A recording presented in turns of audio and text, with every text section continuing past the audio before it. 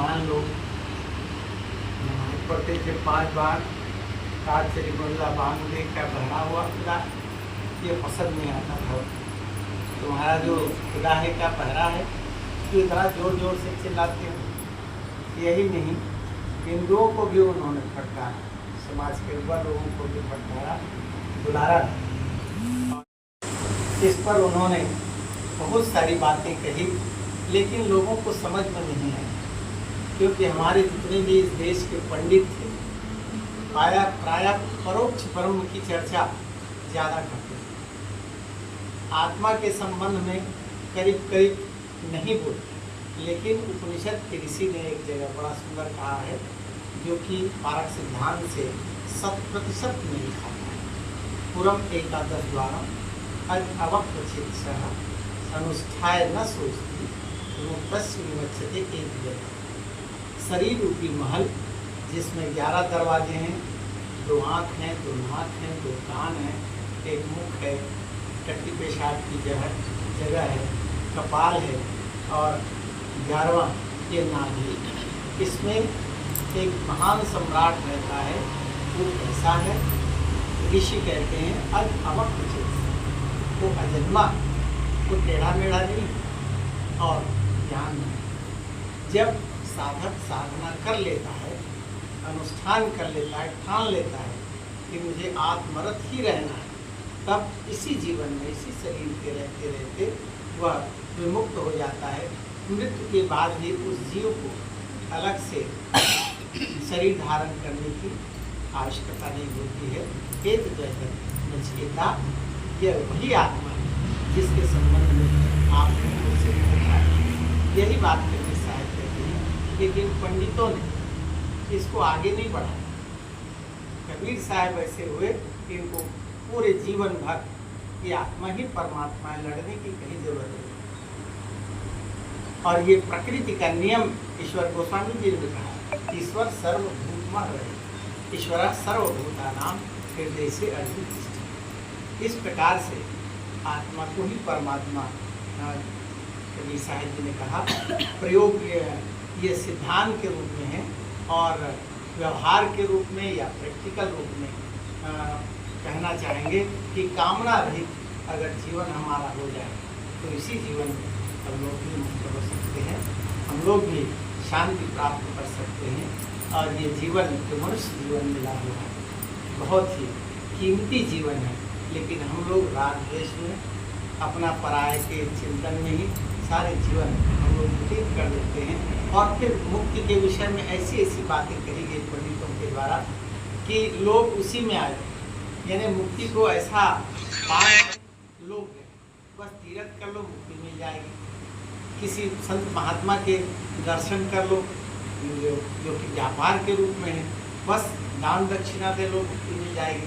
कबीर साहब ये स्वीकार नहीं करते हैं, वो स्वीकार करते हैं कि इस जीवन को बढ़िया बनाओ, कहीं बाहर से तुम्हें मुक्ति नहीं मिलेगी, तुम्हें साधना करना पड़ेगा, संयमित जीवन रहना पड़ेगा। और ये बातें उन्होंने अपने जीवन में किया भी और फिर लोगों को कहा भी। और अंतिम समय में ये मगहर में जा कर के अपना शरीर छोड़े।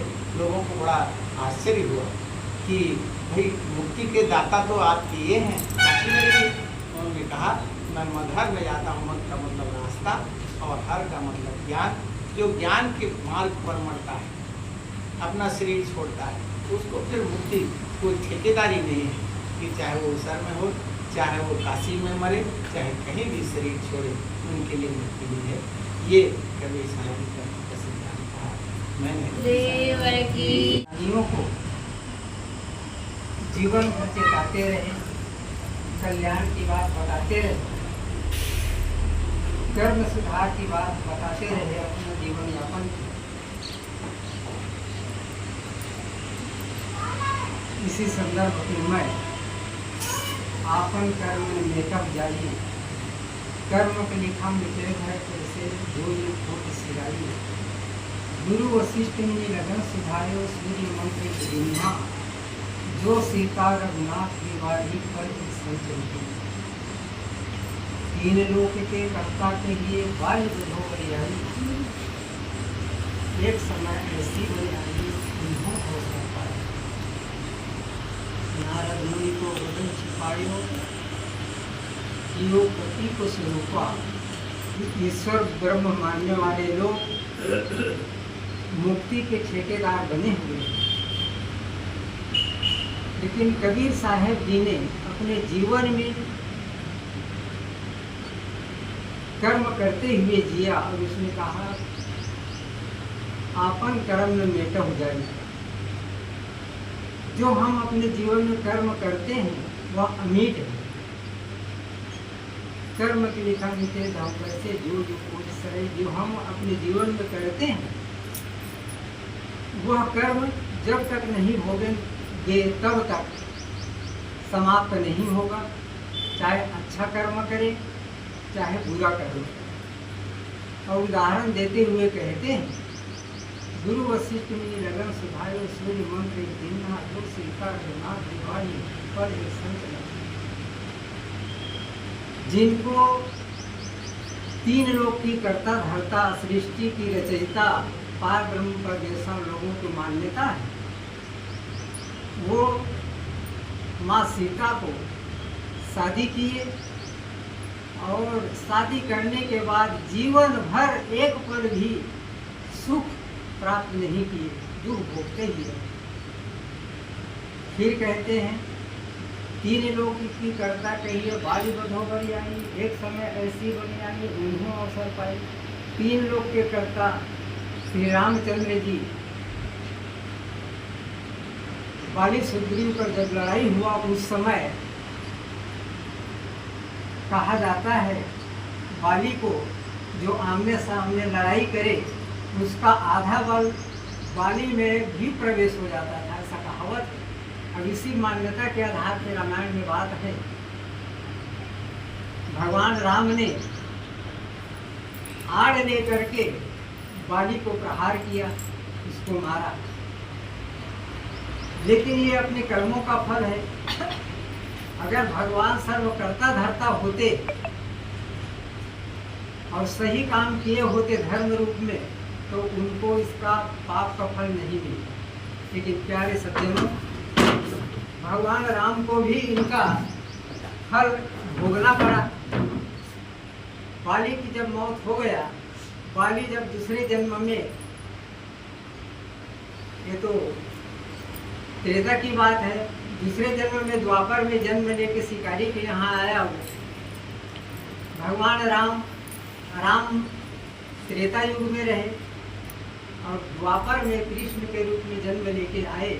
तो बुढ़ापे अवस्था में एक सुनसान स्थल में अपना ध्यान मग्न बैठे हुए थे। उसी बीच शिकारी जो है पूर्व को जो बाली है वो शिकार खेलने गया था और अपना शिकार समझ करके भगवान श्री कृष्ण के पैर में बाण बेध दिए। अपना शिकार समझ करके उनके पास पहुंचे, देखा तो श्री कृष्ण जी हैं। उनसे उसने प्रार्थना किया कि भगवान मुझसे भूल हुआ, मैं अनजान में शिकार समझ करके आपको बाण मारा है। इसी बीच भगवान श्री कृष्ण कहते हैं इसमें आपका दोष नहीं है, यह तो हमारे पूर्व जन्मों का किया हुआ कर्म का कमाई है। इस बात को ज़्यादा न बताते हुए मैं नीचे अपना बात रखता हूँ। इसी तरह नारद मुनि को वदन छिपाया आप भयो हरि झूठा। नारद जी को अच्छा रूप ना दे करके बंदर का रूप दिया गया, उसका फल उनको मिला। तो गुरुवर कबीर ने कहा है पार्वती को बाण न कहिए, ईश्वर न कहिए भिखारी। साहब कहते हैं पार्वती को क्या बाण ना कहा जाए, जिसने जीवन भर एक पुत्र भी पैदा नहीं किया। ईश्वर न कहिए भिखारी, और भगवान भी भिक्षा मांग करके अपना जीवन यापन करते हैं, ये भी तो कर्म का फल है। कहे कबीर कर्ता की बातें कर्म की बात निनारी, गुरुवर कबीर ने कहा है,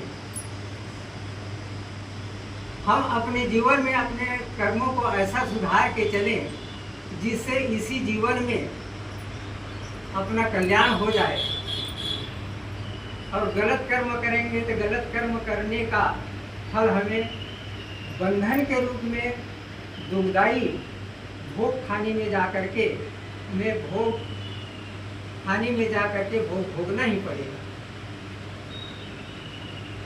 प्यारे सज्जनों, ये मैं अपनी बात कुछ त्रुटि भाषा में आप सबों के बीच रखने का प्रयास किया। मैं यहाँ बोलने के लिए उपस्थित नहीं हुआ था, मैं तो सुनने के लिए हुआ था, लेकिन साहेब जी की आज्ञा पालना की बातें रख दिया। अब मैं यही अपनी बातें विराम लेता हूँ। बोलिए श्री सद्गुरुदेव की जय। जी का मार्ग बताए हैं, उनको भी अपने कर्मों को भोगना पड़ा। बहुत सुंदर विचार रहा। आइए अब आगे कबीर ब्रह्मचारिणी आश्रम कुटियाड़ी से पधारे हुए साध्वी सुब्रा साहब जी भी अपना विचार 5 मिनट की रखेंगे। गुरु कबीर साहिब की जय। संत समाज की जय। भक्त समाज की जय। भक्तिमती माताओं की जय।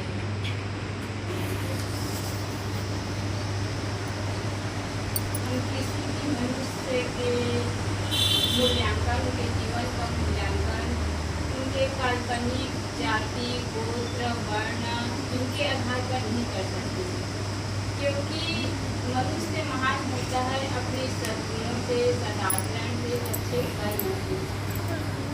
हम लोग वेद उपनिषद में से कितने ऋषि के बारे में सुनते हैं कि उनके जो माता है उनका तो पता चलता है, परंतु उनके पिता कौन है उसका। कबीर साहब का जीवन देखना चाहिए। कबीर साहब जी कौन से राजा के घर जन्म लिए, क्या वो ऊंचा कुल में पैदा हुए या किसी विश्वविद्यालय में पढ़ाई की। किंतु कबीर साहब राजा के घर जन्म नहीं लिए, किसी धनी के घर में उनका पालन पोषण नहीं हुआ, किसी विश्वविद्यालय में पढ़ाई नहीं किए, फिर भी संसार के लोगों के वो प्रिय हो गए, सबके दिलों में राज करने लगे। क्यों? क्योंकि उन्होंने अच्छा कर्म किया, सद्गुणों को अपने जीवन में धारण किया, इसीलिए वो महान हो गए। इसलिए तो सद्गुरु कबीर साहब को जो योगी लोग हैं वो कहते हैं कि कबीर साहब योगी हैं। ईश्वरवादी कहते हैं कि कबीर साहब ईश्वरवादी है। ब्रह्मवादी कहते हैं कि कबीर साहब ब्रह्मवादी है। और सूफीवादी कहते हैं कि सद्गुरु कबीर साहब सूफी है। और जो समाजवादी हैं वो कहते हैं कि कबीर साहब सर्वहारा पक्षधर है। इसी प्रकार मानवतावादी कहते हैं कि कबीर साहब समाज सुधारक है। और व्यंग्यकार है वो कहते हैं कि सद्गुरु कबीर साहब व्यंग्यकार के आचार्य हैं। इसी प्रकार जो विवेकी एवं पारखी है वो कहते हैं कि सद्गुरु कबीर साहब स्वरूप ज्ञानी एवं परम पारखी है। तो सद्गुरु कबीर साहब अपने जीवन में कर्मों को महत्व दिए। वो किसी प्रकार के अंधविश्वास, पाखंड, ये सबको अपने जीवन में वे कभी स्वीकार नहीं किए, सबका वो विरोध करते रहे। सद्गुरु कबीर साहब ऐसी बात नहीं कि केवल विरोध किए, किंतु सद्गुरु कबीर साहब जो सत्य है उसी को हम लोग को बताते गए। सद्गुरु कबीर साहब कहे कि बाहर हमें कहीं ईश्वर परमात्मा खोजने की जरूरत नहीं है, किंतु वो हमारे भीतर है। सबके भीतर परमात्मा है, आत्मा रूपी परमात्मा है, उसे जानो और समझो। क्योंकि बाहर कहीं भटकने की जरूरत नहीं, कहीं न स्वर्ग है, न देवी है, न देवता है। किंतु पंडित पुरोहित लोग अपने स्वार्थ के लिए लोगों को भरमा देते हैं, भटका देते हैं। लोगों को भटके हुए देखकर सद्गुरु कबीर साहब जी ने कहा, मैं रोऊं यह जगत को। संसार के लोग जो भटके हुए थे, जो अंधविश्वास भ्रम भूख में पड़े हुए थे, ऐसे लोगों को देखकर सद्गुरु कबीर साहब कहते हैं, मैं रोऊं यह जगत को। संसार के लोग जो दुखी दुखी थे, भटके हुए थे, उन्हें देखकर वो रोते हैं। उनके लिए उनके मन में करुणा का भाव आता है। और जो पंडित पुजारी थे, जो लोगों को भटका दिए थे कि काशी में मरने से मुक्त हो जाते हैं, तो सदगुरु कबीर साहब जी इसका विरोध किए। कोई काशी में मरने से मुक्त नहीं हो जाएगा, किंतु जो अच्छा कर्म करेंगे वो कहीं भी रहे मुक्त हो सकते हैं। और यदि गलत कर्म करेंगे और सोचेंगे कि हम काशी में मर जाएंगे और मुक्त हो जाएंगे, यह कभी होने वाला नहीं है। तो सदगुरु कबीर साहब जो सत्य बात है उसी को अपने जीवन में बताते रहे। सदगुरु कबीर साहब अपने जीवन में सत्य को धारण किए, सत्य का आचरण किए और लोगों को भी सत्य बात ही बताते रहे। इसलिए सदगुरु कबीर साहब सबके प्रिय हो गए और जिसकी गलती देखते थे सदगुरु कबीर साहब उन्हें तुरंत फटकारते थे। जो ब्राह्मण लोग हैं वो कहते हैं कि हम बड़े हैं, उच्च कुल के हैं, तो सदगुरु कबीर साहब उन्हें भी फटकारते और कहते हैं यदि तुम ब्राह्मण हो तो फिर संसार के सभी लोग जिस रास्ते से पैदा होते हैं उसी रास्ते से क्यों पैदा हुए, अलग रास्ते से पैदा होते तब हम लोग जानते कि तुम ऊंचे कुल के हो। इसी प्रकार मुसलमान है उन्हें भी फटकारे, परंतु जब प्रेम देने का समय होता तो वो सबको प्रेम देते, सबको दुलार करते। तो इसीलिए सदगुरु कबीर साहब सबके प्रिय हो गए। तो सदगुरु कबीर साहब अपने जीवन में कर्मों को महत्व दिए। हमें अच्छा कर्म करना चाहिए, अपना आचरण पवित्र रखना चाहिए, अपने जीवन में सदगुरु को धारण करना चाहिए, तभी हमारा जीवन सुंदर बन सकता है। बस इन्हीं शब्दों के साथ मैं अपनी वाणी को विराम करती हूँ। बोलिए सदगुरुदेव। सत्य कड़वा जरूर होता है, लेकिन उनकी बातों को जनमानस स्वीकार किए। आज सबके दिलों में राज करने वाले सदगुरु कबीर साहब, जिसको विश्व के महान संत कहा जाता है, ऐसे सदगुरु कबीर साहब हुए। आइए आगे सत्संग की कड़ी में हमारे परम पूजनीय साध्वी समीक्षा साहब जी है, उनसे भी निवेदन करते हैं कि साहब जी भी 10 मिनट अपना विचार रखें। साहिब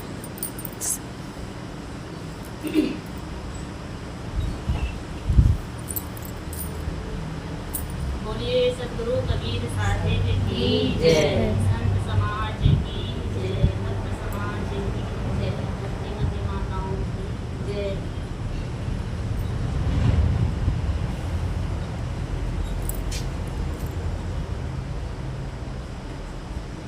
मेरे मन मंदिर में विराजमान परमाराध्य पूज्य गुरुदेव जी,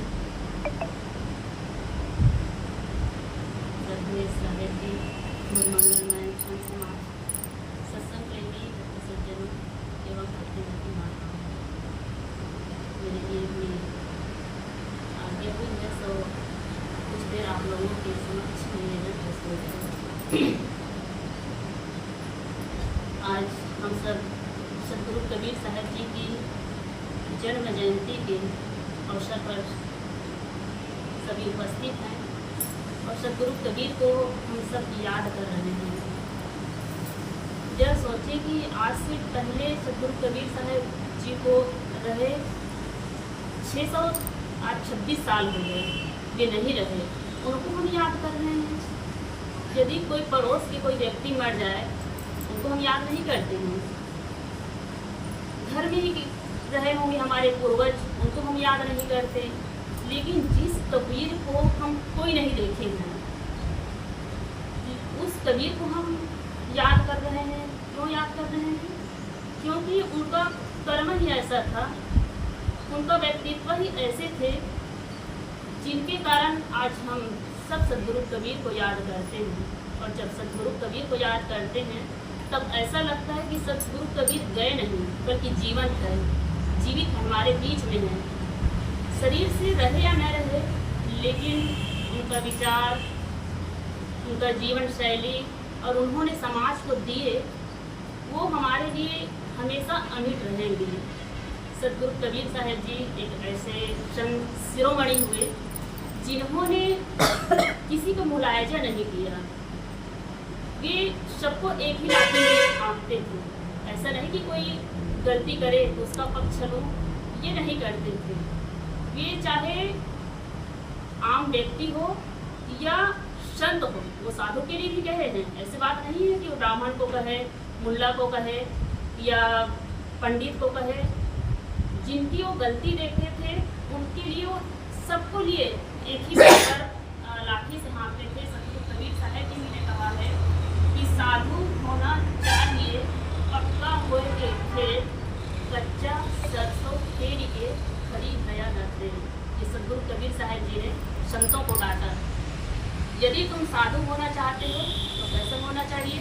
पक्का हो के, पक्का हो के करो, पक्का हो के बनो। उन्होंने बनने के लिए नहीं कहा है, साधु बनने के लिए नहीं कहा, बल्कि साधु होने के लिए कहा। बनना और होना ये दोनों अंतर है। जैसे कि कहीं पर लीला होता है, नाटक होता है, तो कोई वेश धारण कर लेते हैं 1 घंटा 2 घंटा या रात भर के लिए, बढ़िया साधु बन जाते हैं। वैसे दाढ़ी मूछ लगा लेंगे, वैसे कपड़ा पहन लेंगे, तो वो एक नकली होता है, बनावटी है। क्योंकि उनको पाठ अदा करना था साधु का, तो वो बना लिए। लेकिन सतगुरु कबीर ने कहा कि साधु बनना नहीं है, बल्कि साधु होना है। इसलिए कहा कि साधु होना चाहिए, और होना है तो कैसे चाहिए?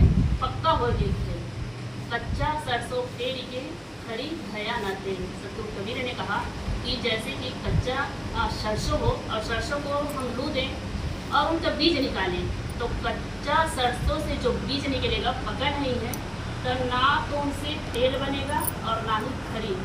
ऐसे ही यदि कोई भावुकतावश या जोश में कोई साधु का वेश बन जाए, धर ले, तो ना तो वो इधर के रहेंगे ना उधर के रहेंगे, ना तो साधु कहलाएंगे ना गृहस्थी कहलाएंगे।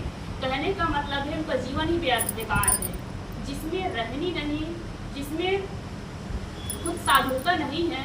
तो ऐसे वेशधारी को भी सतगुरु कबीर ने फटकारा है कि होना है तो अच्छे से हो। तो ये सतगुरु कबीर सबको कहे, साधुओं को भी कहे, मुल्ला मौलवी को भी कहे, सबके लिए सतगुरु कबीर ने कहा कि जिस दिशा में और जिस राह में जो पकड़े हो वह सत्य का रास्ता पकड़ो, क्योंकि सच्चा और सत्य ही एक हमारा जीवन है। सतगुरु कबीर साहब असत्य के सामने कभी झुके नहीं। उन्होंने असत्य को स्वीकारना कभी सीखे ही नहीं थे, बल्कि सतगुरु कबीर साहब सत्य को स्वीकारे, और उनका सत्य ही उनका साध्य था और सत्य ही उनके साधन थे। वे सच्चे पथ के राही थे। इसलिए कहा है कि मैं सच्चे पथ का राही हूँ, कह सकता दिन को रात नहीं, ईमान बेच दो टुकड़ों पर, ये मेरे बस की बात नहीं। सतगुरु कबीर साहब सच्चे पथ के राही थे, और उन्होंने लोगों को भी सच्चा रास्ता पकड़ने के लिए बताया। उन्होंने कहा कि सही रास्ते पर चलो, उबड़ खाबड़ में मत चलो, कटीले में मत चलो, बल्कि जो सही रास्ता है और सच्चा रास्ता कौन सा है? जिसमें कोई भ्रांति नहीं है, जिसमें कोई कल्पना की बात नहीं, जिसमें कोई पाखंड नहीं, कोई दम नहीं, कोई शोषण नहीं, और वह रास्ता है सत्य का रास्ता। आज हम देखते हैं कि चमत्कार, पाखंड कितना ज़्यादा बढ़ गया है, और ये बड़ा खेद होता है, दुख होता है कि केवल जो नहीं मानते हैं, जो ईश्वरवादी, उन्हीं क्या नहीं, बल्कि आज कबीरपंथियों के घर की हालत बड़ा खस्ता है। ऊपर से बड़ा कबीरपंथी बन जाते हैं, लेकिन भीतर वही पूजा पाठ, पाखंड, दम, ये सब जो सतगुरु कबीर जो हमें बताया, उन रास्ते पर हम नहीं चल रहे हैं। हम कहते हैं कि हम कबीर को मानते हैं, हम बड़े कबीरपंथी हैं, लेकिन केवल हम कबीर को मानते हैं या कबीर की हम मानते हैं? कबीर ने जो जीवन जिया, कबीर ने जो रास्ता बताया, क्या उन पर हम चलते हैं? जब हम आत्मा अवलोकन करें कि कहाँ क्या कर रहे हैं, हम किसको मान रहे हैं, हमारा आराध्य कौन है, हमारा आचार्य कौन है, हमारा संत, हमारे संत कौन है, लेकिन हम आज भटके हुए हैं। इसलिए सतगुरु कबीर ने कहा कि भटको मत, बल्कि सही रास्ते पर चलो। आज जो कल्पना और पाखंड जो है उनके पीछे मत लगो।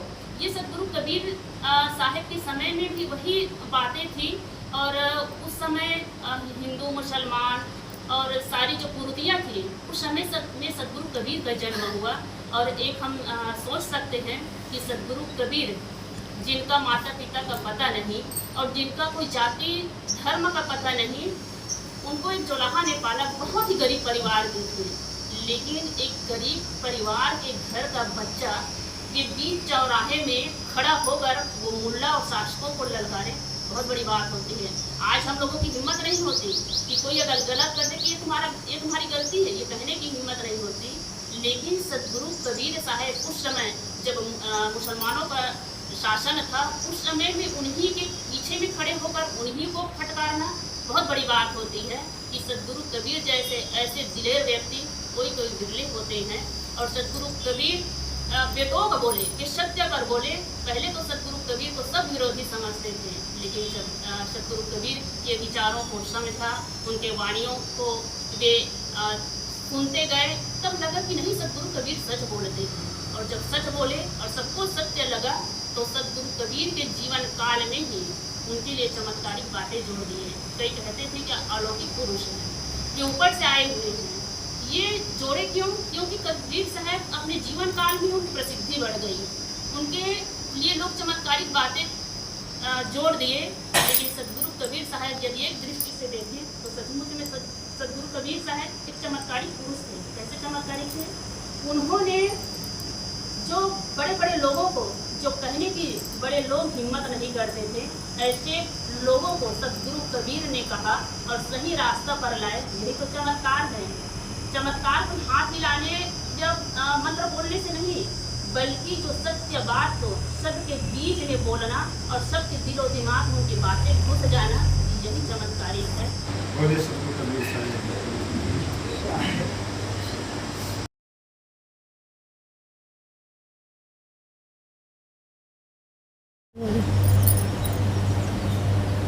कबीर आश्रम अम्बाला से पधारे थे। परम पूज्य किशन साहब की विराजमान साहब से निवेदन करते हैं कि साहब जी अपना विचार। बोलिए गुरुदेव की जय। वंदनीय संत समाज,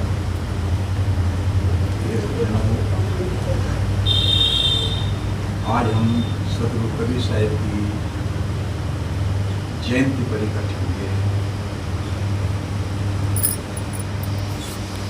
और साहब की वाणी के अनुसार ही हम सब चल रहे। और इस आश्रम को जो रूप दिए हमारी सत्यभामा बहन ने, बहुत मेहनत करी इसके प्रति, और परिवार आज भी संत गुरु की सेवा में लगा हुआ है। हम अपने जीवन में जिस जगह हैं वहां का साथ पड़ रहे हैं।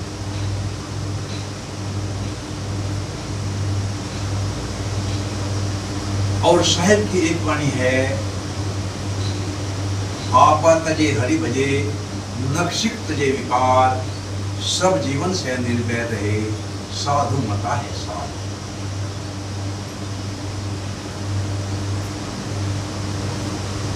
हम साहिब की वाणियों का सार लेकर के जैसे भोजन बनाते हैं और उसको बनाने के बाद में खाते हैं और पचाते हैं, जब उसका पूर्ण लाभ है, इसी तरह से हम अपने जीवन में जो ज्ञान हासिल करें, उस ज्ञान से प्रथम नंबर अपने को शांति दे सकते। हम अपने जीवन की नाप करें, क्या हमें शांति है, सुख है जो हमने प्राप्त किया। यदि हम आज अशांत हैं तो कहीं ना कहीं हमारी बिस्तरा तो बिछाया तो सारी रात बिस्तरा बिछा के निकल गई तो जीवन खा गया। सदगुरु श्री अभिलाष साहेब हमने चित्र हुआ और हमने आपने सभी ने देखी करी। साहेब की एक बहुत बड़ी खूबी थी, वे सबको अपने सीने में रखते थे, माँ की तरह। यदि हमने अभिलाष साहेब का संग किया हो, किसी ने देखा हो, तो उनकी एक बात पकड़ दे, हम जीवन में धारण करें कि जैसे हम सब हैं, एक ही गुलदस्ते के फूल हैं, हम ऐसे बंद करते हैं।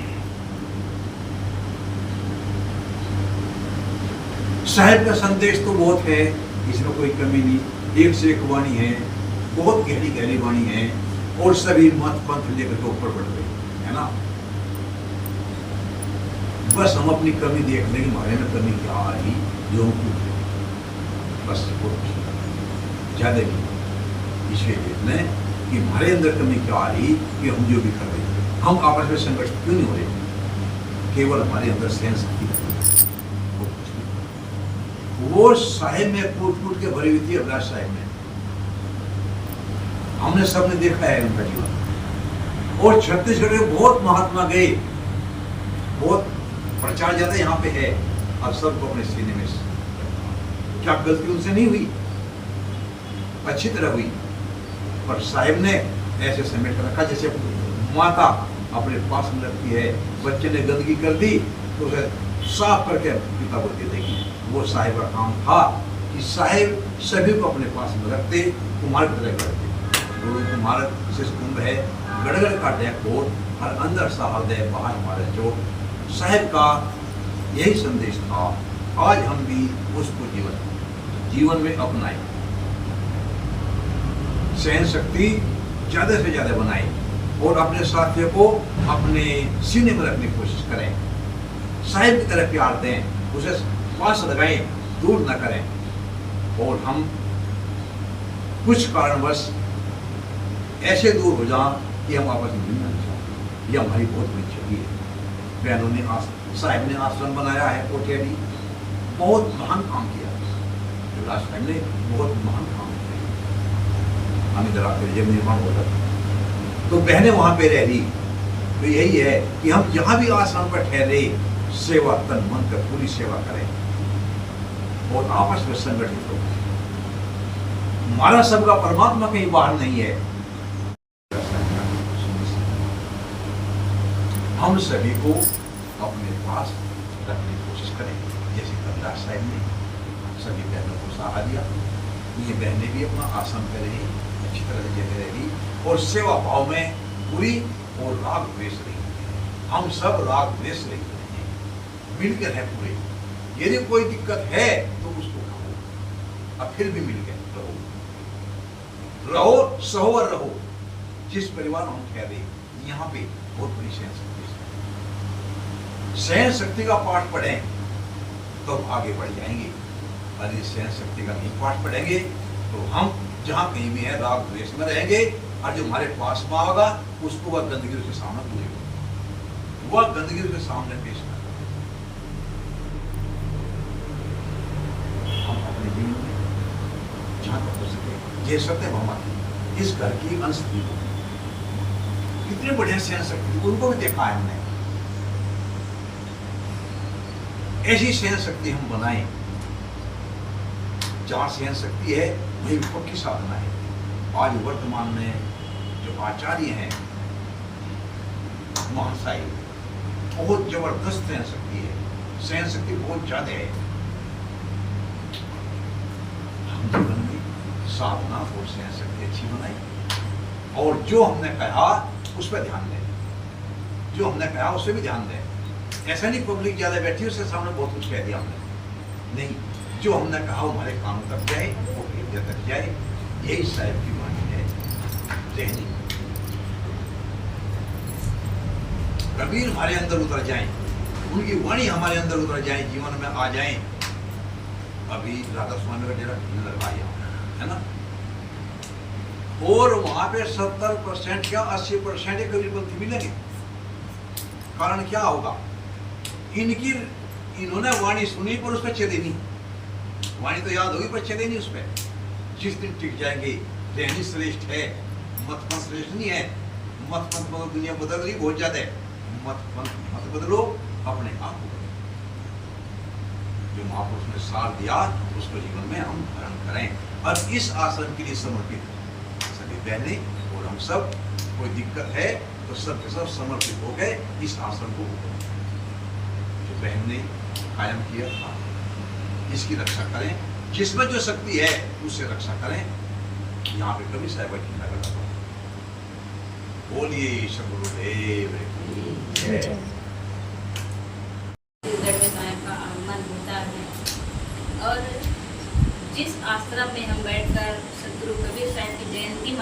जा रहे हैं परम पूजनीय साध्वी सत्यभामा साहेब जी, जो इस आश्रम के निर्माण करता है। जैसे हम सदगुरु कबीर साहब की जयंती मनाने जा रहे हैं, महान पुरुष थे, ऐसे ही ये नारी घट में ऐसी शक्तिशाली एक योद्धा की तरह रहती थी और गांव समाज में, गांव गली में जाकर के लोगों को सत्य का संदेश दिया करती थी। संतों के समाज में जहाँ भी जाती थी एकदम सेवा से पूर्ण और प्रेम से भरा हुआ उनका हृदय रहता था। और ये परिवार भी प्रेम से भरा हुआ परिवार है। यह जो कुटिया है उनके ही बनाए ये कुटिया है। साहब ने कहा कि इसको आगे बढ़ाने के लिए सबका संगठन और आपस का प्रेम होना बहुत जरूरी है। तो यह तो मैं यहाँ रहती हूँ, आती हूँ और ये प्रेम इन लोगों के बीच में आपस में प्रेम है और संतों को इतना आदर भाव सत्कार देते हैं। कोई भी संत अगर यहाँ आधा घंटा के लिए भी आ जाए तो उनको भी भोजन व्यवस्था करवाते हैं। तो ऐसे प्रेम से भरा हुआ परिवार है। और आज हम जिसके नाम से जन्म जयंती मनाने जा रहे हैं, सदगुरु कबीर साहिब। सदगुरु कबीर साहिब न वो बहुत बड़े घर परिवार में पाले नहीं गए थे, न ही जाति से ऊंचे थे, बल्कि कर्म से ऐसे महान हुए। अभी तक कोई भी ऐसे महान पुरुष हुए हैं वो जाति से कोई महान नहीं थे, बल्कि कर्म से महान हुए। ऐसे महान पुरुष सदगुरु कबीर साहब हुए जिनके जमाने में अंधविश्वास, जातिवाद का, चमत्कार का ये बोलबाला था। उस बीच साहब आकर के लोगों को सत्य का संदेश दिए और ये संदेश हर गांव के गली गली में यह संदेश प्रत्येक वर्ष मनाया जा रहा है। हमारे साध्वी समीक्षा साहब जी ने कहा कि सदगुरु कबीर साहब को 600 वर्ष पूर्व हो गए, उसके बावजूद आज हम मना रहे हैं। लेकिन अपने ही पूर्वज के लोग हैं जो 10-15 साल से 50 साल से गुजर गए, उनको हम नहीं याद करते हैं। इनका कारण यही है कि सदगुरु कबीर साहब कर्मशील थे। उन्होंने कर्म को महत्व दिया और उनका कर्म ऐसा था कि जनमानस के लिए लोकप्रिय बन गए। तो सत्संग समाप्ति की ओर है और हमारे भी कबीर ब्रह्मचारिणी आश्रम कोटियाडी से पधारी हुई परम पूजनीय, परम श्रद्धेय पूज्य समष्टि साहेब जी विराजमान हैं। उनसे करबद्ध प्रार्थना है कि साहेब जी अपने आशीर्वाद के रूप में अपना विचार रखें। बोलिए सदगुरु कबीर साहेब की।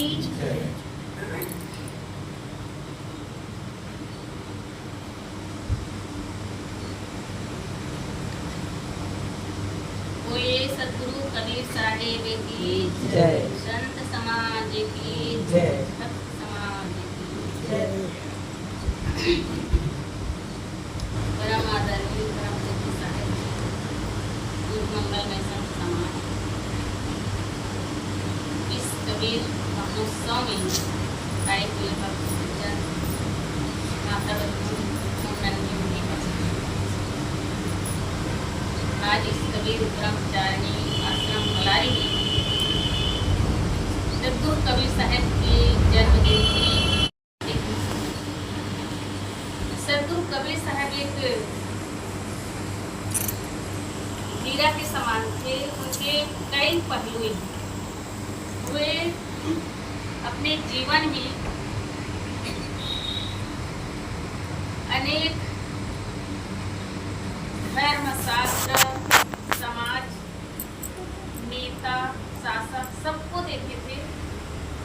इसलिए सदगुरु कबीर साहब ने जहाँ उसको गलत लगा साहब जी बोल देते हैं।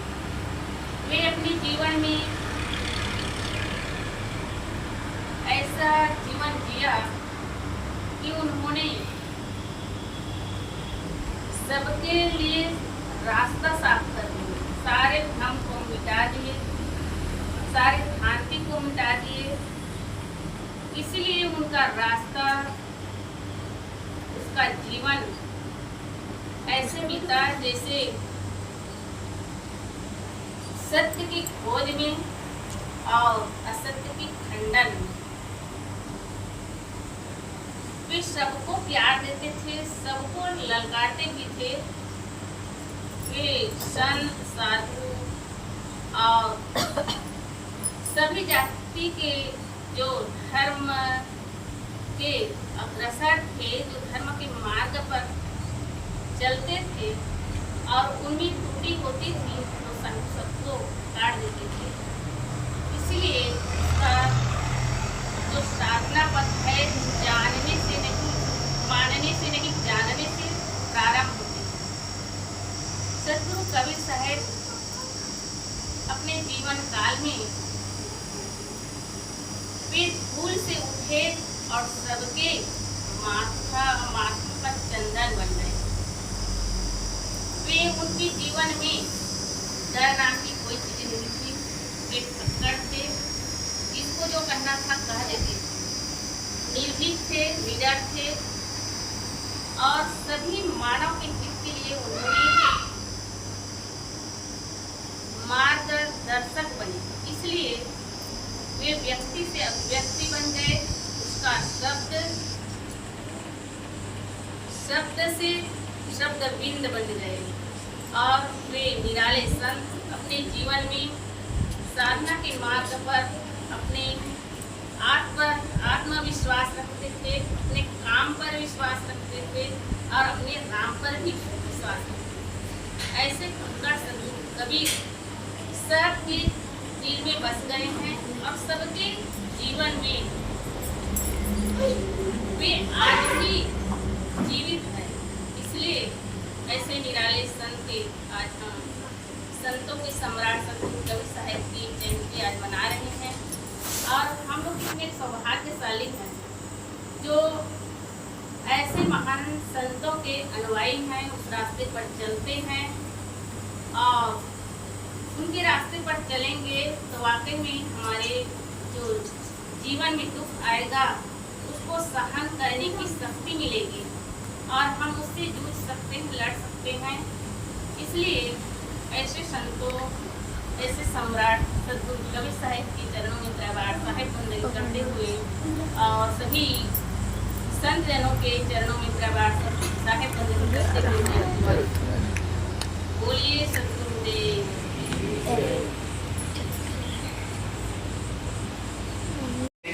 जीवत मुक्ति निवासा, जियत कर्म की फांस न काटे, मुए मुक्ति की आशा। जियत कर्म की फांस न काटे, मुए मुक्ति की आशा। साधो जीवत साधो जीवत छोटे जीव मिलन कहत है, ये सब झूठी आशा। ऐसी मान्यता है कि जब जीव इस शरीर को छोड़कर चल देता है तो ईश्वरवादियों की मान्यता है कि वो ईश्वर में जाके मिल जाता है। तो कहते हैं ईश्वर में जीव होना चाहिए, तो कहते हैं सदगुरु कबीर साहब कहते हैं ये सब झूठी आशा। छोटे जीव मिलन कहत हैं, ये सब झूठी आशा। आज हूँ मिला तो तब हूँ मिलेगा, नहीं तो यमपुर पासा। ईश्वर भी यदि आपको आज मिलता है तो कल भी मिल जाएगा। यदि मुक्ति आज है तो कल भी मुक्ति है, नहीं तो यमपुर पासा। आज हूँ मिला तो तब हूँ मिलेगा, नहीं तो यम पूर्वासा साधु जीवत साधु जीवत सत्य कहे सद्गुरु को चिन्हे सत्य ज्ञान विश्वासा सत्य कहे सद्गुरु को चिन्हे सत्य ज्ञान विश्वासा कहे कबीर साधुन हितकारी हम साधुन के दासा कहे कबीर साधुन हितकारी हम साधुन के दासा साधु जीवन साधु जीवन मुझे मुक्ति गुरु कहे स्वार्थी झूठा दे विश्वासा साधु जीवत साधु जीवत साधु जीवत बोले सतगुरु कबीर साहिब की जय।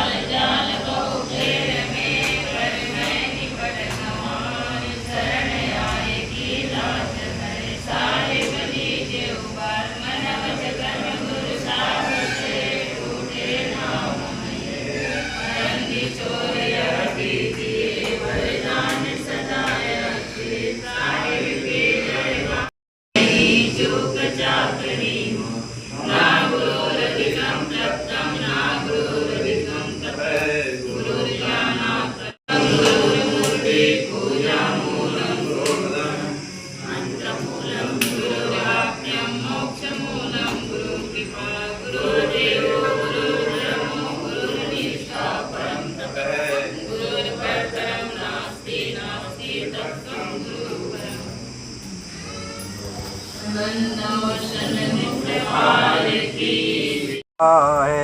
यह झंडा श्वेत निराला है, सत्य धर्म लखाने वाला है, सत्य धर्म लखाने वाला है।